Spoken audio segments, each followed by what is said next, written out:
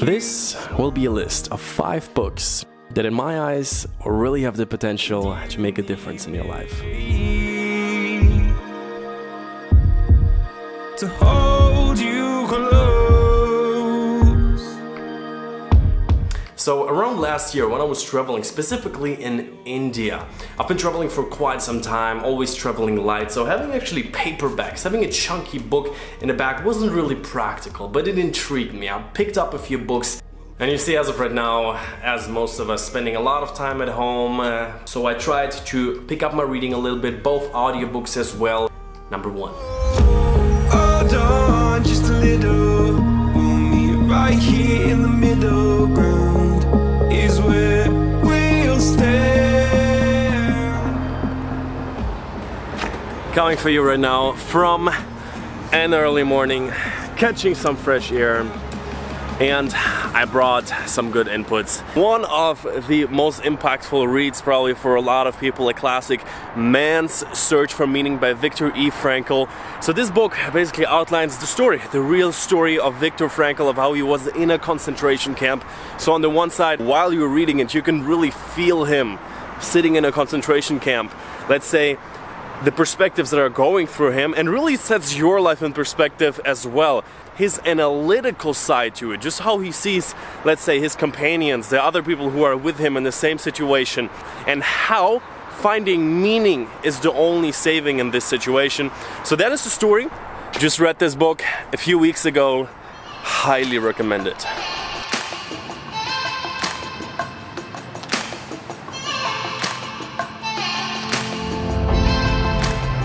Number 2, I would say one of my favorite books in the recent years when it comes to the story, 5 a.m. Club. I thought it would be a practical book. I thought it would be something with tricks and little how-tos, step-by-steps.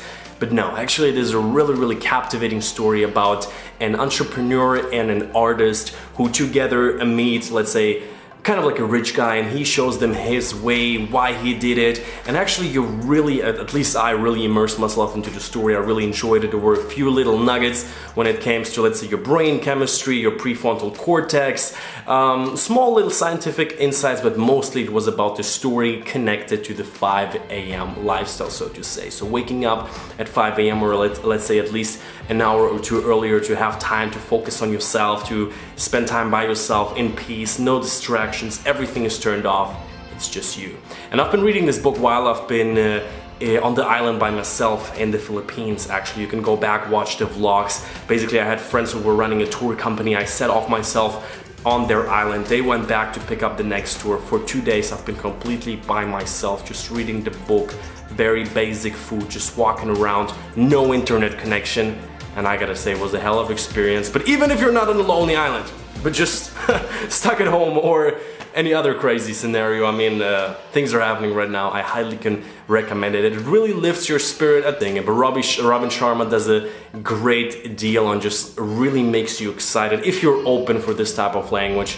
It's kind of poetic, and I really enjoyed it. 5 a.m. Club by Robin Sharma.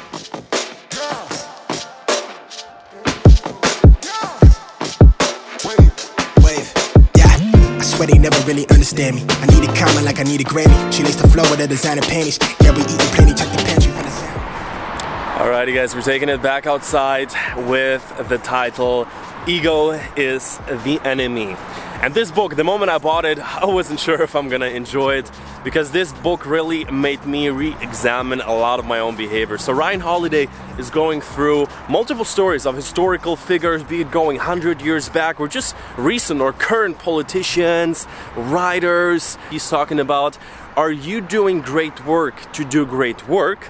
Or do you want a great work to be the person, to get the recognition?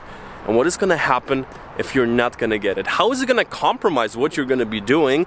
And I gotta say, while I was reading this, sometimes I was like, yeah, I like this, this is what I do as well, this is what a good person should do. And then you flip the page and like, oh, he's talking about me now. And then you sit there and really have to think about your life a little bit.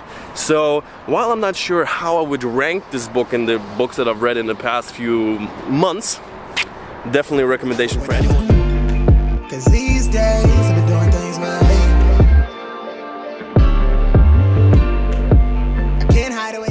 Number 4, habits of highly effective people. And to be specific, the 7 habits of highly effective people. So this book by Stephen Covey is a huge classic. It has been sold millions and millions of copies. And while, in my opinion, a lot of old school books, especially in that niche of, let's say, personal development, all kind of on the surface. But with this book, I gotta say, even though it sounds super, let's say, just like habits, it's more about morals and ethics and core habits, if you will. For me, the number 1 habit was seek first to understand before trying to be understood. We all go through our lives and it's always about people, they should get us. We try to make them understand us, where we are coming from, and we want to be understood. It's in our nature. I fall into it all the time. But then he was really explaining in an amazing way of how if you first make the effort to understand someone else, where they're coming from, why they do what they do, how they felt, how they saw a situation, you not only understand, but maybe you just start to see it differently. Maybe you were angry at someone and instead of just lashing out on them, it's just like neutrally, hey, can you explain to me why you did what you did? Where were you coming from? I'm not sure how I feel about this. And this is such a great deal. Or just when it comes to forming relationships, since I read this book, understand where they're coming from, how they are feeling, and then I show them my perspective, and I just notice how really people appreciate that, and let's say how my relationships are so much better and people make so much more of an effort to understand me and sometimes accept my shortcomings because I really make an effort first to understand them, or at least I really try to do. So that's why huge classic, and I absolutely love it, and I highly recommend it. Just to know, to make you smile.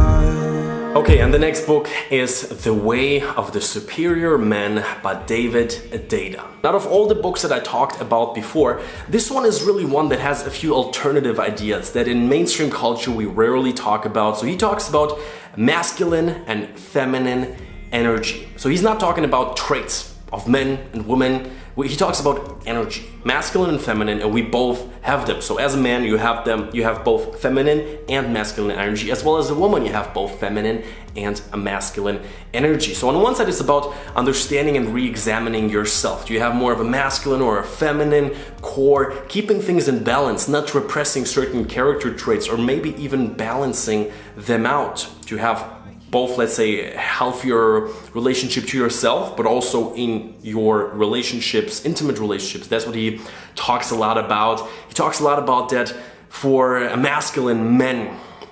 Your purpose needs to be the top priority. It needs to be your top priority to go out there and, let's say, strive towards something. It's your mission, it's your responsibility. There's, let's say, a very masculine energy driven trait, and for me to understand that really solved a lot of problems, and also understand, let's say, certain relationships problems, how to be more grounded, how to be more understanding and accepting, but yet not be shaken by every little problem, every little thing that comes up. So I know it sounds a little bit abstract, and I would highly recommend it to anyone who's a little bit interested in, let's say, the study of polarity of masculine and feminine energy, which creates attraction, the polarity of the two. Super interesting concept. And so with that, those have been 5 recent titles that I have read into. I really enjoyed and I can highly recommend. So I think there's a little bit for everyone. The last one is probably more targeted towards the guys. So if you consider, let's say, yourself an ambitious guy, I can highly recommend it. If you're a girl, it will be an interesting read as well, but if it sounded interesting, I would rather look into David Deida. Overall, he has a few other titles I haven't personally read, but when it comes to masculine and feminine energy, really interesting topic. And you need me.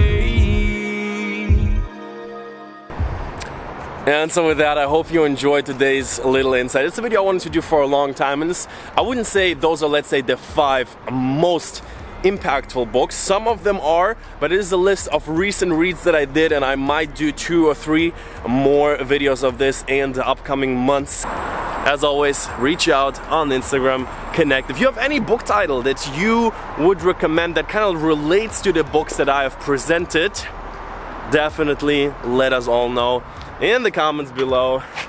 And we're gonna see each other very soon.